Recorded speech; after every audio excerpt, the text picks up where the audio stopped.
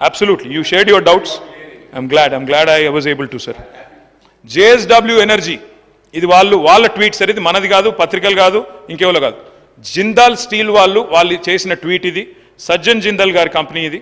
1500 మెగావాట్ల కెపాసిటీతో 9500 కోట్ల పెట్టుబడి తెలంగాణలో పెడుతున్నామని ఏప్రిల్ 22లో అనౌన్స్ చేసిన పెట్టుబడి ఇది. మళ్ళా దాన్నే మీరు దావోస్ పెట్టుబడిగా రెండోసారి చూపెట్టి, జయేష్ రంజన్ గారు కూడా ఉన్నారు ఈ ఫోటోలో, నేను వారికి పంపిస్తాను, దయచేసి మరి మంత్రి గారు చూసుకోవాలని చెప్పి నేను కోరుతాను. ఇది మళ్ళీ అంటే 40,000 కోట్లలో దయచేసి నేను కోరేది 8,000 కోట్లు గోడి ఇండియా, అది బోగసు. రెండవది ఈ 9,500 కోట్లు ఆల్రెడీ ఎప్పుడో వచ్చింది, అంటే ఈ రెండు తీసేస్తే ఎంత పోయింది? 10,000 కోట్లు ఆడనే పోయింది. మిగిలింది అదాని 12,400 కోట్లు. నేను ప్రభుత్వం పాలసీ అడుగుతున్నా. రాహుల్ గాంధీ గారేమో అదాని ఫ్రాడ్ అంటాడు, మరి మీరేమో అదాని దోస్తు అంటారు. ఓల్డ్ సిటీలో కూడా పైలట్ ప్రాజెక్ట్ ఇస్తారట. ఏందో విషయం చెప్పాలి. అదాని పెట్టుబడులను ఒక దిక్కు మీరే అంటున్నారు, మొత్తం బీజేపీకి పెట్టుబడి ఆయనే పెడతాడు. డబుల్ ఇంజన్ అంటే ప్రధాని అదాని అని ముఖ్యమంత్రి గారు మాట్లాడతారు, మళ్ళీ అదానికేమో రెడ్ కార్పెట్ వేసి వెల్కమ్ చెప్తున్నారు. ఇది ఎక్కడి నీతి, ఎక్కడి న్యాయం చెప్పాలా? వారే చెప్పాలా? ఏ రకంగా దీన్ని రాష్ట్ర ప్రజలు అర్థం చేసుకోవాలని చెప్పి కూడా నేను కోరుతా ఉన్నా. అధ్యక్ష, నేను ఇంకొక మాట కూడా కోరుతా ఉన్నా అధ్యక్ష. రాష్ట్రంలో మీరు ఏదైతే ఫ్రీ బస్ పథకం పెట్టారో we welcome it, of course we welcome it. చాలా మంచి పని, బ్రహ్మాండంగా చేయండి, ఇంకా పెంచండి బస్సుల సంఖ్య.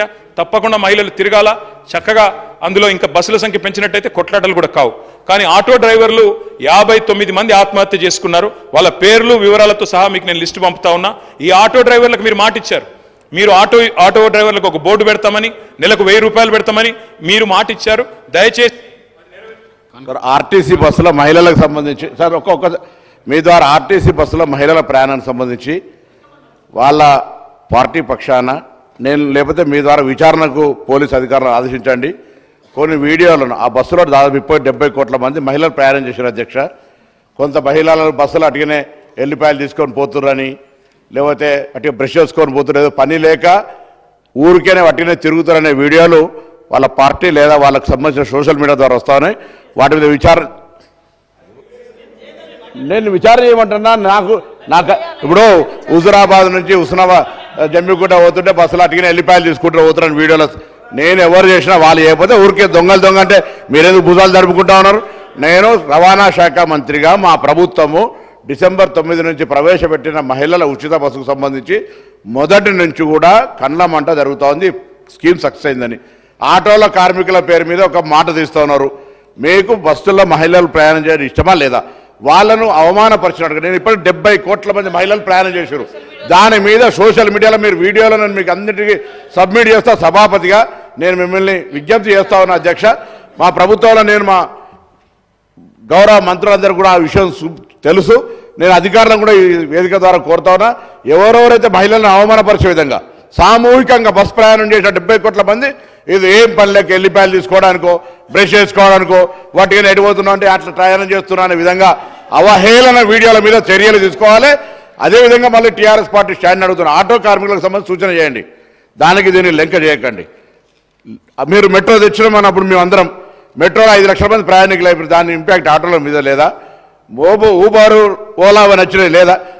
ఇలా ఒక పరిణామం జరిగినప్పుడు ఇంకో పరిణామం మీద ప్రభావం పడితే ఆ పరిణామాన్ని ఏ విధంగా రిజాల్వ్ చేయడానికి సూచన చేయాలి తప్ప మహిళల మీద ఏదైతే కళ్ళమంట జరుగుతూ ఉందో, ప్రయాణం ఉచితంగా ఇచ్చినటువంటి కార్యక్రమం సక్సెస్ అయిందో, వాళ్ళకు సాధికారికత వస్తుందో దాని మీద ఊరికే ఏడవద్దు.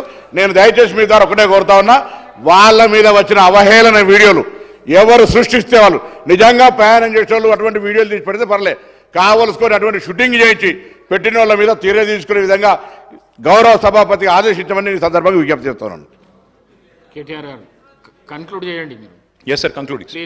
అధ్యక్ష, నేను ఏం చెప్పాను అధ్యక్ష? గౌరవ ముఖ్యమంత్రి గారు గతంలో ప్రతిపక్ష నాయకుడు మాట్లాడి రైతులు 200 మంది చనిపోయారంటే మీరు లిస్టు పంపండి, నేను వెంటనే సాయం చేస్తాన్నారు. మేము లిస్టు పంపాము, ఇప్పుడు కూడా ఇచ్చాం ముఖ్యమంత్రి గారు. 383 మంది రైతులు ఇప్పటి వరకు కాంగ్రెస్ ప్రభుత్వం వచ్చిన తర్వాత చనిపోయారు, ఆత్మహత్య చేసుకున్నారు. నేతన్నలు ఇప్పటికి 15 మంది చనిపోయారు, ఆ లిస్టు కూడా పంపించాను. ఆటో కార్మికులు 59 మంది మరణించారు, వారి లిస్టు కూడా మీకు పంపించాను. దయచేసి మీరు వీళ్ళందరికీ కూడా సహాయం చేయండి. ప్రభుత్వంలో మీరున్నారు, అధికారం మీ చేతుల్లో ఉంది. 5 లక్షలు ఇస్తారా, 10 లక్షలు ఇస్తారా, 25 లక్షలు ఇస్తారా, మీ ఇష్టం. తప్పకుండా ఈ కుటుంబాలను ఆదుకోవాలని చెప్పి నేను కోరుతా ఉన్నా. ఆర్టీసీ విషయంలో కూడా నేను గౌరవనీయులైన మంత్రి గారిని కోరుతా ఉన్నా. We welcome sir, we welcome free bus, ఆ విషయంలో అనుమానం లేదు. We welcome it, we increase the number of buses, increase mini buses, ఇవన్నీ చేయండి. We welcome it sir. అధ్యక్ష, వారిని నేను కోరేది ఒకటే అధ్యక్ష, గౌరవనీయులైన ముఖ్యమంత్రి గారిని, మీరు చెప్తా ఉన్నారు ఇప్పుడు లా అండ్ ఆర్డర్ విషయంలో కూడా నేను చెప్పాను, దయచేసి వీటిని కూడా రివ్యూ చేయండి. మీరు కమాండ్ కంట్రోల్ సెంటర్ తప్పకుండా బాగా వాడుతున్నారు, ఇంకా విస్తృతంగా వాడండి. తప్పకుండా ఉన్న వాటిని అన్ని ఇంటిగ్రేట్ చేసి బాగా చేయండి. కానీ ఈ పొలిటికల్ దాడులు కూడా బాగా జరుగుతున్నాయి సార్. ఇప్పటికీ పొలిటికల్గా కూడా అపోనెంట్స్ మీద ఏవైతే దాడులు జరుగుతున్నాయో, సోషల్ మీడియాలో పోస్టులు పెడితే కూడా బెదిరించే సంస్కృతి ఉందో ఇది నివారించండి. ఇది ఎవరికైనా మంచిది కాదు. అధికారం ఎవరికి శాశ్వతం కాదు. ఇది ఒక పొలిటికల్ అటాక్స్ లిస్ట్ కూడా నేను పంపుతున్నాను సార్. ఎన్ని కేసులు పెట్టారు, ఎన్ని బైండ్ ఓవర్లు, ఎన్ని మర్డర్స్ అయినాయి మొత్తం పంపిస్తా ఉన్నాను, పేర్లతో సహా చెప్పమంటే వారికి నేను చెప్తాను. అధ్యక్ష, లాస్ట్గా నేను ఒకటే రిక్వెస్ట్ చేసి ముగిస్తాను అధ్యక్ష. ముఖ్యమంత్రి గారు ఈ మధ్యన వారు పదే పదే చెప్తా ఉన్నారు మూసీ సుందరీకరణ గురించి. Of course we welcome it sir. Musi should be beautified. Musi తప్పకుండా చేయాల్సిందే. తప్పకుండా మేము కూడా ప్రణాళికలు రూపొందించాము, కొంత పని కూడా చేశాము. మేము నాగోల్ ఏరియాలో ఒక 5 kilometers డెవలప్మెంట్ కూడా చేశాము. We had discussed many a times. Unfortunately corona had derailed our plans, but otherwise we would have done it. But unfortunately we were not able to do it. You are fortunate enough to take it up. We welcome it sir. మీరు ఇది ఒక paper ఆంధ్రజ్యోతిలో వచ్చిన వార్త ఇది. సరే, మీరు మొదలు మేము ఆనాడు ప్రతిపాదనలు రూపొందించినప్పుడు అధ్యక్ష మూసీ విషయంలో 16,000 కోట్ల రూపాయలతో మేము అంచనా వ్యయంతో రూపొందించాము. అందులోనే 10,000 crore ఎక్స్ప్రెస్ వే కూడా ఉన్నది. దానిలోనే సాబర్మతి రివర్ ఫ్రంట్ తరహాలో మేము గ్లోబల్ డిజైన్ కాంపిటీషన్స్ కూడా నేను గౌరవనీయులు హైదరాబాద్ ఎంపీ అసదుద్దీన్ ఓవైసీ గారు కూడా కలిసి ఆ గ్లోబల్ డిజైన్ కాంపిటీషన్లో వచ్చిన మొత్తం ప్రపోజల్స్ అన్ని కూడా వారికి కూడా నేను చూపెట్టాను.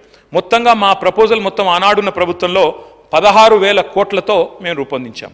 మరి ఈరోజు మూసీ అభివృద్ధిని చేస్తామని చెప్పి ఒకసారేమో ముఖ్యమంత్రి గారు 50,000 కోట్లతో అభివృద్ధి అన్నారు, ఒకసారేమో పర్యాటక శాఖ మంత్రి గారు 70,000 కోట్లతో అన్నారు. మరి ఇది ఆంధ్రజ్యోతి పత్రికలో వచ్చింది 1,50,000 కోట్లతో మూసీ అభివృద్ధి అని వచ్చింది. అధ్యక్ష, నేను వారిని ఒకటే అడుగుతా ఉన్నాను. కేటీఆర్ గారు ప్లీజ్, సభల ఇది 5వసారి అడగడం, ఇది దానికి జవాబు ఎల్ఏ మినిస్టర్ గారు చాలాసార్లు చెప్పినారు. మళ్ళీ అదే క్వశ్చన్ మీరు రిపీట్ చేస్తున్నారు. సమయం వృధా చేయకండి, కన్క్లూడ్ చేయండి please please please please. Speaker sir చెప్తున్నారు. అవును సార్, సమాధానం రాకపోతే అడుగుతాం సార్. సమాధానం వచ్చేంత వరకు అడుగుతాం. That is our job, that is our job. సమాధానం వచ్చేంత వరకు అడుగుతాం ప్రభుత్వం నుంచి. డిపిఆర్ పెట్టమనండి, డిపిఆర్ లగాओ, క్యూ హో రहा ఖర్చు ఇतना बड़ा. జవాబు చెప్పిండు speaker sir, it is our responsibility sir, మా బాధ్యత. ఇది ఆంధ్రజ్యోతి పత్రికలో 1,50,000 కోట్ల రూపాయలతో మూసీ అభివృద్ధిని వచ్చిన వార్త. దయచేసి నేను ప్రభుత్వాన్ని కోరుతా ఉన్నా, డిపిఆర్ సబ్మిట్ చేయండి. ఏ కారణం చేత 16,000 కోట్ల ప్రాజెక్టు 1,50,000 కోట్లకు 10 రెట్లు ఎందుకు పెరిగింది, సబ్మిట్ చేయండి. నేను ఇంకొక మాట కూడా అడుగుతా ఉన్నా. ప్రభుత్వం నేను గౌరవ కేటీఆర్ గారికి కూడా తెలియజేస్తా ఉన్నాం. ఇదే సభలో 4 సార్లు చెప్పడం జరిగింది అధ్యక్ష. మూసీ నది డెవలప్మెంట్కి సంబంధించిన అంశం విషయంలో ఇంకా ప్రాథమిక దశలో ఉంది. అంచనాలు ఏదో పేపర్ను పట్టుకొని, మీరు మొన్న కూడా స్పష్టంగా ఈ హౌస్లో ఎవరు paper, name boards, placards తీసుకురావద్దని స్పష్టంగా రూలింగ్ ఇవ్వటం జరిగింది.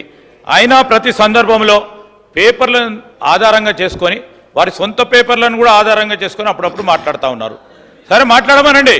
కానీ ఈరోజు మేము చెప్తా ఉన్నాం, మూసీ నదికి సంబంధించి ముఖ్యమంత్రి గారు ఒక ఆలోచనతో ఒక ప్రణాళిక సిద్ధం చేసుకొని ముందుకు పోవాలని ఆలోచన చేస్తూ ఉన్న సందర్భంలో ఇంకా పూర్తి స్థాయిలో డిపిఆర్ని మేము కంప్లీట్ చేసుకుంటున్న తరుణంలో వారికి వారే 1,50,000 కోట్లని, ఇంకోరు మాట్లాడతారు 2.5 లక్షలని, ఇంకోరు మాట్లాడతారు 3 లక్షల కోట్లని.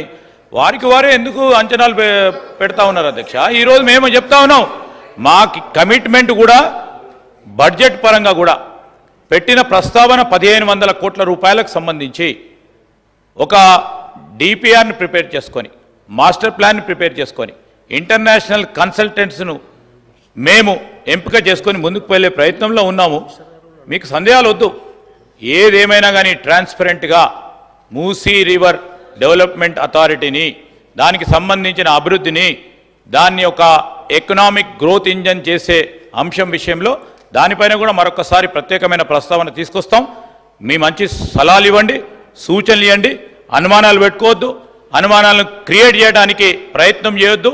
దానివల్ల ఎవరికి నష్టం అధ్యక్ష? ఈ రాష్ట్రానికి, ప్రత్యేకంగా హైదరాబాద్, గ్రేటర్ హైదరాబాద్కు సంబంధించిన ఒక ప్రధానమైన డెవలప్మెంట్కి సంబంధించిన అంశం విషయంలో నష్టం చేకూర్చాలని ప్రయత్నం చేయొద్దని మీ ద్వారా వారికి తెలియజేస్తా ఉన్నాం. ఇక్కడ అయిపోయింది, లాస్ట్ కన్క్లూడ్ చేస్తుండే, దాని తర్వాత మాట్లాడుతున్నాం. మళ్ళీ అవకాశం